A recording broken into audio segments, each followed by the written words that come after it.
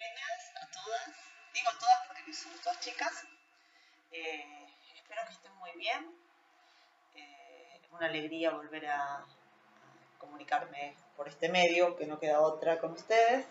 Y hoy la idea que tenía pensada es trabajar un poquito con esta articulación del texto de Bauer con lo que les pedí que lean, que es el cuadernillo de la ESI. Si ustedes se fijan en lo que yo les pedí que lean, van a ver que ahí está el por qué empecé por este tema, empecé por acá, empecé por la historia. Lo remarca el cuadernillo y creo que es necesario explicarlo porque me pasó el año pasado donde algunas alumnas no habían comprendido bien por qué siendo ESI o quizás no cumplían con las expectativas que tenían estas compañeras, ¿no? Donde pensaban que esta materia lo que iba a hacer era darles recetas para poder hacer una planificación. El cuadernillo de ESI tiene muchísimas actividades para planificar, a ustedes les va a tocar hacer una planificación, incluir la ESI, pero mi sentido de lo que propongo para esta materia creo que es algo más amplio que el poder planificar una clase. El tema es que ustedes se puedan llevar herramientas para planificar una clase siempre y cuando tengan en claro qué es la ESI, ¿sí? Porque planificar, ¿sí? Hacer una planificación de una clase, cuando uno tiene bien en claro lo que está trabajando, es menos dificultoso que cuando uno solamente cree que tiene que cumplir con determinadas cosas y reglas para trabajar en el aula. En el video anterior yo les estaba contando un poco esto que decía Bauer y hicimos una historia, estuve leyendo el foro, lo que ustedes pusieron. Me alegro que les haya gustado el texto de Bauer, que yo sé que no es fácil. Ahora les propongo leer a Foucault, que tampoco es fácil de leer y de entender, pero apunta un poco a esto, a empezar a revisar la historia de la sexualidad para poder entender que la sexualidad tiene características hoy que van más allá de lo que uno subjetivamente cree que es creado por uno mismo. Estamos atravesados y atravesadas por representaciones, y ahora se lo puedo decir porque la mayoría de ustedes han cursado, bueno, algunas de ustedes han cursado psicología social el año pasado conmigo, otras no, pero bueno, lo que tiene que ver con estas representaciones sociales que uno hace, que uno tiene sobre la sexualidad. Es muy difícil desarticular la idea de sexualidad pegada a genitalidad. Es muy difícil desarticularlo porque durante muchos años en la historia sexualidad y genitalidad fueron ubicados en el mismo plano. Después vamos a ver a Freud, vamos a ver cómo Freud fue el primero que hizo esta desarticulación, este cambio de paradigma. Vamos a ver cómo plantea Freud la sexualidad y van a ver cómo rompe con el paradigma de sexualidad igual a genitalidad. Pero primero vamos a hacer el recorrido, por eso les propuse a Bauer este recorrido por la historia, y por eso les propongo a Foucault, donde se rompe un poco la idea de la idea capitalista de lo que significa la sexualidad. O sea, el intento es romper este paradigma deconstruyendo y desarticulando esto que uno dice, bueno, sí, yo entiendo, la sexualidad tiene que ver con lo que yo veo, lo que siento, lo que pienso, cómo me visto, cómo desde la lógica, desde lo consciente, desde el discurso, es muy fácil hablar de lo que significa la ESI y de lo que significa la sexualidad. Lo difícil es cuando uno lo tiene que poner en juego. Y ahí se complican las cosas. ¿Por qué? Porque esta historia que estamos revisando tiene que ver con la historia que nosotros tenemos subjetivamente atravesadas y van a ver que lo ponemos en acto en lo cotidiano. Les doy un ejemplo muy claro. Creo que pretendo ser clara. A mí desde muy chica, en mi casa se ordenaban las cosas de determinada manera, bien criada en familia tipo. Mi mamá, mi papá, mi hermana mayor y yo. La familia tipo estaba constituida de esta manera, tal cual lo representa Bauer cuando habla de la historia del capitalismo y cómo el capitalismo necesita de instituciones para que hagan de superestructura su estructura capitalista. Instituciones como la iglesia, instituciones como la familia, instituciones como la escuela, instituciones como los hospitales, porque acá también se va a jugar el discurso médico. Volviendo al ejemplo, mamá, papá y 2 hijas, roles bien establecidos, papá salía a trabajar, mamá trabajaba limpiando de vez en cuando, pero no era un trabajo tomado en serio, era un trabajo que aportaba, era más una platita que entraba extra que aportaba, ¿sí?, a la economía que dependía de papá. Lugar de cada una de nosotras, poner la mesa, lavar los platos, tener todo preparado, la comida y la mesa tenía que estar servida para cuando venía papá. Yo soy antigua y en casa no había televisión a color, era la blanco y negro y tac, tac, tac, tac con la perillita, entonces mirábamos la tele hasta que venía mi papá de trabajar cansado y merecía ver la tele, por lo tanto llegaba y cambiaba de canal y no le preguntaba a nadie. Y a nadie no se les ocurría decirle, pa, estaba mirando yo. No, no, esto estaba establecido así. Esto estaba establecido así desde el discurso, les digo, un discurso materno muy fuerte. Discurso materno que también atravesó otras cuestiones. Yo me casé muy joven y el discurso materno es tener cuidado, Karina, porque si vos no respondés a lo que te pide, se te puede ir con otra. Fíjense qué fuertes los discursos, ¿no? Y cómo nos pegan y nos atraviesan. A ver, tenemos que tener las cosas claras, tenemos que tener las cosas limpias, tenemos que portarnos bien, tenemos que ser buenas nenas, ¿no? Quizás a ustedes más jóvenes esto les toque desde otro lugar, pero estoy segura que si cada uno de ustedes recuerda o revisa su propia historia con esta sexualidad, que marca los roles de cada uno, que marca el lugar que cada uno tiene, que marca la sumisión de la que habla Bauer, la sumisión en una relación de pareja, donde el que tenía permitido disfrutar es el hombre, la mujer que disfruta de su sexualidad no sería la mujer que responde al sistema capitalista, serían en tal caso estas prostitutas que sí le daban placer a los hombres, y esto también hay que aclararlo. En una estructura patriarcal, en una estructura capitalista de familia, así como formada, la mujer no tenía derecho a ningún goce sexual. El goce sexual le estaba estipulado para el lado del hombre. La mujer tiene que responder a las necesidades y a los momentos sexuales que su marido le pide. Una buena mujer está dispuesta cuando el hombre quiere. Una buena mujer no busca y no satisface porque la mujer no puede demostrar sus sentimientos, sí sus sentimientos, no puede demostrar sus deseos sexuales. Acá y sí, ¿por qué hago esta distinción? Porque la mujer, dentro de este sistema conformado, la mujer era la mujer buena, ama de casa, que no se queja, que obedece, que está siempre contemplando el bienestar del marido y de los hijos, que no se queja de nada y trata de estar lo más linda y lo mejor posible para todos, una casa que brilla y está ordenada. Este era el lugar de la mujer. El lugar de la mujer que concretó este sistema. Acordémonos que veníamos de una sociedad feudal, donde en lo que regían los tiempos y el trabajo era el campo. Ahora tenemos la familia en una ciudad que hay que estructurar de manera tal que los hijos no sean muchos. Y acá viene la iglesia que juega un rol importante. Y vuelvo a decir que no me estoy metiendo con una cuestión de fe. Estamos hablando de las instituciones, ¿sí? La iglesia como reguladora y como ayudando a este estado que se empieza a conformar, donde marca el deseo sexual, escuchando a través de la confesión y el acto confesionario, esto lo vamos a ver bien con Foucault, qué es lo que desea cada uno, regulando los deseos y regulando los momentos de placer. Esta mujer no puede desear y no puede mostrar placer porque la mujer no tiene derecho a esto. El amor, ¿de qué se trata el amor? El amor es para toda la vida. Esto es lo que marca la institución. Un amor para toda la vida, como si hubiera alguien o algo que nos pudiera asegurar que cuando yo estoy con un hombre, lo voy a querer para toda la vida. Para toda la vida es el infinito, no sé cuándo es toda la vida. Lo quiero hoy, me quiere hoy. Me siento bien con esta persona. Nadie te puede asegurar que esta persona te va a complacer en tu deseo o lo vas a complacer en su deseo y en su amor toda la vida. La iglesia te obliga a estar con alguien toda la vida y obedecer y a callar porque es el lugar de la mujer. Digo, posiciones muy fuertes también en cuanto a no solo el deseo sexual genital, sino a todo lo que tiene que ver con un ordenamiento, que tiene que ver con los roles dentro de una familia y la sexualidad desde ese lugar, no permitiéndole a la mujer un montón de cosas. Otra cosa de las que habla Foucault tiene que ver con la masturbación, pero me vuelvo al ejemplo que había tomado antes, ¿no?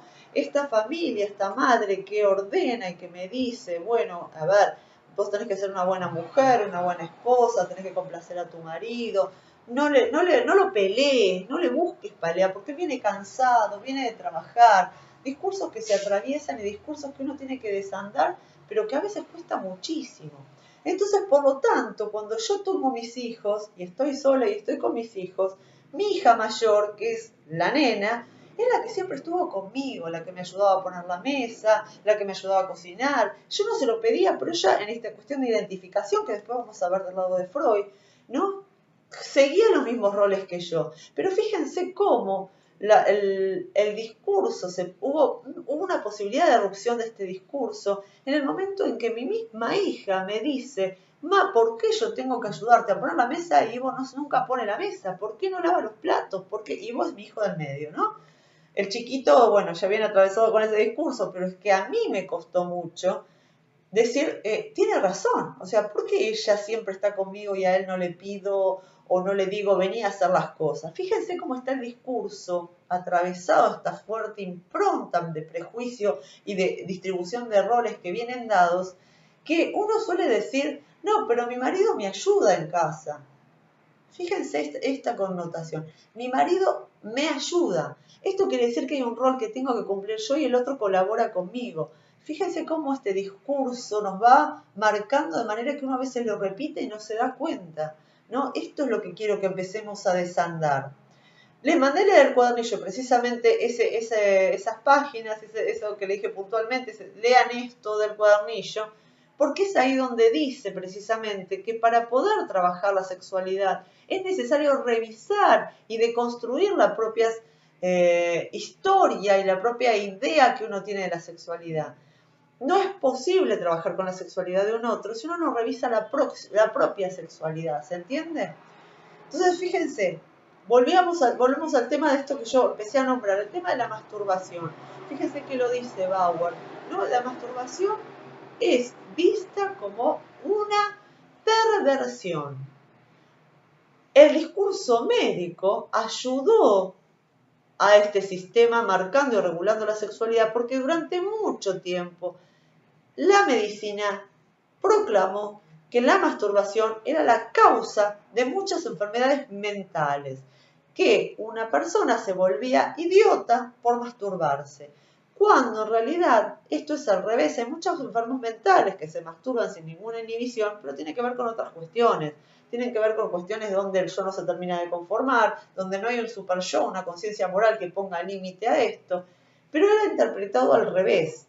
Entonces es la perversión en la masturbación. Es la perversión en la masturbación, pero sobre todo en una mujer que se masturba. Fíjense que de esto no se habla o no se hablaba. La mujer prácticamente no reconoce, y les da mucho pudor reconocer la masturbación. En cambio, el hombre por lo general lo dice, ¿no? Así me hice una paja, qué sé yo. Y no tiene ningún problema en decirlo. Nosotras sí, porque nosotros todavía sentimos el pudor de nuestra sexualidad reprimida y velada. Todavía no sentimos el permiso del goce de la sexualidad. Y acá sí hablo de genitalidad.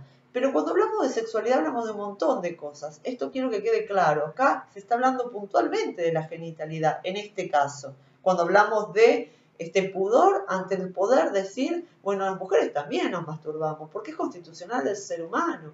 El sujeto y la sexualidad humana tiene que ver con esto. El reconocimiento del cuerpo tiene que ver con una masturbación. Por eso digo que fue Freud el primero que hizo este cambio de paradigma y que chocó contra todo el discurso que se venía presentando desde la iglesia y desde la medicina, que le costó muchísimo porque lo trataron de loco, lo trataron de perverso, bueno, un montón de cosas.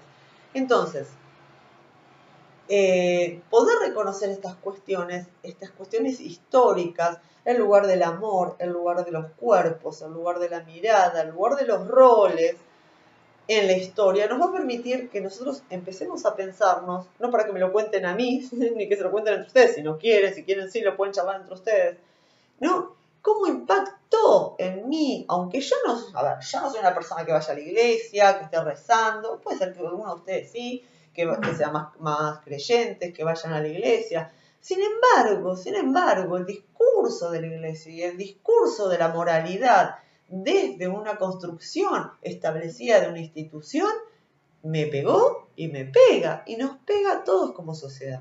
Entonces, ¿cómo reacciono yo ante la sexualidad del otro? ¿Cómo reacciono y cómo trabajo la sexualidad de un nene chiquito, en inicial, en el jardín?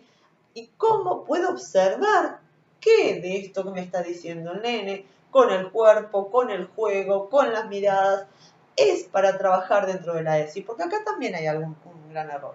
Se suele pensar que cuando yo hago una planificación, yo tengo que trabajar la ESI el día que me tocó planificar. Yo lo planifico, o sea, la planificación es un ordenamiento. Yo me hago un orden. Sé que tengo que trabajar la ESI. Ahora, no, pará. El nene está tocándose en la clase, o está observando y mirando a la nena si tiene bombacha o no, o si te está tocando las tetas cuando se te sube encima. No, hoy no es momento de trabajar la ESI, porque lo tengo planificado para septiembre.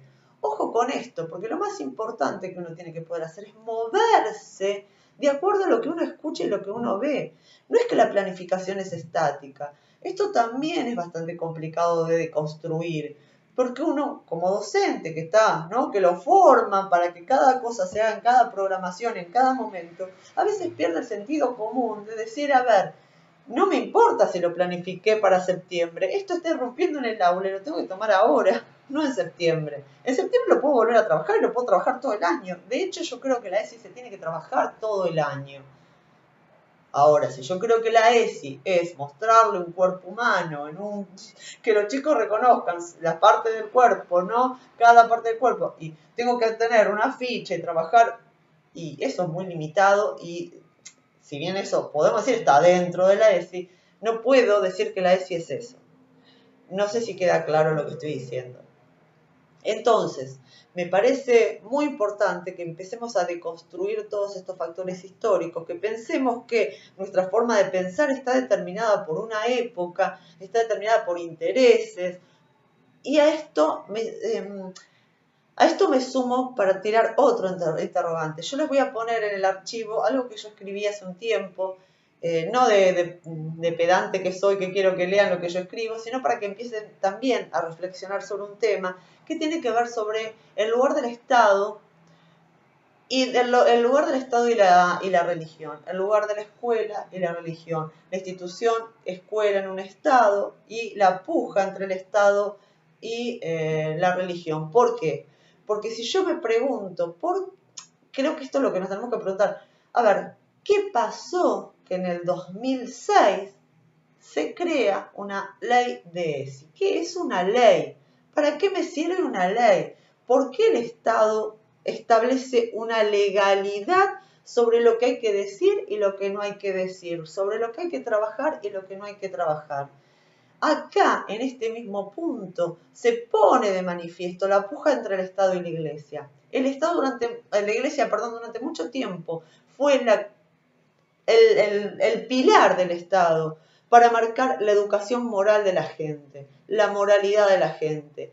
Evidentemente, esto sobre todo a los jóvenes, no le está llegando este discurso de la Iglesia. Y uno puede decir, por suerte, porque esto hace que se modifiquen un montón de situaciones y un montón de cuestiones. Es la Iglesia la que ya no le sirve, no le es funcional al Estado para regular la moralidad de los sujetos, de los cuerpos y de las mentes. Por lo tanto, tiene que tomar la rienda el Estado y generar y crear una ley que ponga de manifiesto el ordenamiento y que pueda explicar qué es lo que estamos haciendo y qué cosas se tienen que hacer ante demasiados embarazos adolescentes, ante demasiadas enfermedades de transmisión sexual, ante el prejuicio y las burlas y los asesinatos y de las mujeres, de los homosexuales. El Estado tiene que venir a ponerle orden a ese caos. Entonces hay que sacar una ley. Y fíjense, y esto lo digo en el textito que les mando a leer, es algo cortito que yo había escrito hace un tiempo, fíjense que el Estado siempre toma a otra institución. La institución para la cual, una institución que fue creada con un sentido homogeneizante, ahora también es útil para poder mostrar y bajar lo que este Estado quiere proponer, este orden. Y acá también hago un paréntesis. No estoy diciendo que yo estoy en desacuerdo, yo estoy absolutamente de acuerdo con la ESI, si no estaría acá hablándoles. Sino que vamos a la causa. Es importante que pensemos y nos preguntemos por qué y para qué. Lo que quiero es que ustedes se pregunten por qué y para qué una ley de ESI, por qué en ese momento, por qué no en otro, por qué y para qué se escribió lo que se escribió, por qué y para qué la escuela es la herramienta que utiliza el Estado para poder transmitir estas cosas. Me parece sumamente interesante que lo podamos pensar y que podamos pensar que si yo quiero trabajar con la ESI, con mis alumnos, tengo que entender lo que estoy haciendo. Está muy lindo que leas los 5 ejes de la ESI, que me lea toda la ley de ESI entera, pero no la voy a terminar de entender si no puedo deconstruir lo que yo creo que es la sexualidad. Y no puedo deconstruir mi propia historia en relación a los roles, a mi sexualidad genital, a mis posiciones prejuiciosas, a entender y poder ver lo que es la sexualidad. Digo, si no, lo único que hago es respetar lo que dice un programa que tengo que dar sin entender lo que estoy enseñando. Y lo peor que le puede pasar a un docente es no entender lo que está haciendo. Porque si yo no entiendo lo que estoy haciendo, mucho menos lo van a poder entender mis alumnos. Entonces, las y los invito, o les, ¿no? Invito a que puedan terminar de leer este texto. Algunos creo que ya terminaron por los comentarios que me hicieron en el foro, leyeron los 2 capítulos. Poder leer un poco de Foucault, yo les dejé capítulo 1 y 2. Yo le dejé todo el libro. En el link que les voy a poner está todo el libro de Historia de la Sexualidad, tomo 1, de Foucault. Si a alguien le interesa, lo puede leer todo. Si no, empiecen por el capítulo 1. La idea es que lean capítulo 1 y 2 y puedan también trabajar con esto que estamos hablando, siempre haciendo hablar la ley de ESI, nuestro trabajo en la sala, y para eso tienen los cuadernillos, lo que dice Bauer y lo que dice Foucault. Van a ver que Foucault le da otra impronta a esto. Si bien es muy parecido a lo que está diciendo Bauer, hay algo que dice Foucault en relación a los cuerpos y en relación al poder. Yo no sé si ustedes lo conocen a Foucault o no. Tiene un libro muy conocido que es Vigilar y Castigar. Es el que habla del panóptico, no sé si lo han visto en algún momento. Pero bueno, está bueno también que nosotras como docentes de inicial no nos quedemos en textos fáciles porque es muy difícil. Me parece que ustedes tienen que tener el mismo nivel intelectual académico que cualquier otro alumno del profesorado en cualquier otra carrera. Entonces, no se preocupen si no lo entienden, no se preocupen si les es difícil, me lo preguntan, me mandan, me encanta que hablen en el foro porque es la única manera que yo tengo para leer. Yo las leo, entonces ahí digo, bueno, esto quedó claro y esto no quedó claro, necesito darle más importancia a determinada cosa. Entonces, lean y traten de entender. Lo que no entienden lo marcan, me lo mandan por foro, me dicen, profe, yo cuando dice tal cosa Bauer, cuando dice tal cosa Foucault, cuando explicaste tal cosa, yo no lo termino de entender. Así yo le puedo dar esa vuelta que nos sirva para trabajar un montón de cosas. Bueno, no quiero ser tan extensa y tampoco las quiero aburrir. Creo que es importante esto, ¿no? Que empecemos a hacer esta articulación y poner a charlar y a dialogar nuestro trabajo cotidiano en las salas, que va a ser nuestro trabajo de siempre. La idea que nosotros tenemos de una planificación también me parece muy importante. La idea que uno tiene estática de una planificación no puede ser algo estático. Uno planifica para ordenarse, pero la planificación se mueve porque nosotros trabajamos con sujetos, ¿sí? Entonces, si yo creo que voy a planificar para septiembre y lo voy a dar en septiembre, estoy absolutamente equivocada o equivocado. Lo voy a dar cuando tenga que darlo y a veces los tiempos no me los marca el calendario académico, sino que me lo marcan los mismos alumnos, las mismas curiosidades, las mismas inquietudes, aquello que irrumpe en la sala, aquello que irrumpe en la escuela, aquella problemática que se da sin que yo me lo espere. Bueno, es ahí donde yo tengo que poder ser un docente que planificó y que puede mover su planificación y que puede rever lo mismo, porque creo que es importantísimo, que lo vimos el año pasado con cuando veíamos a Pillan Revier, que uno se pueda replantear, ir y venir con su propio quehacer cotidiano, ¿no? Si yo estoy pensando en ser un docente que solamente planifica y larga las clases y tiene que salir tal cual las planifiqué, realmente no entendí nada de la docencia.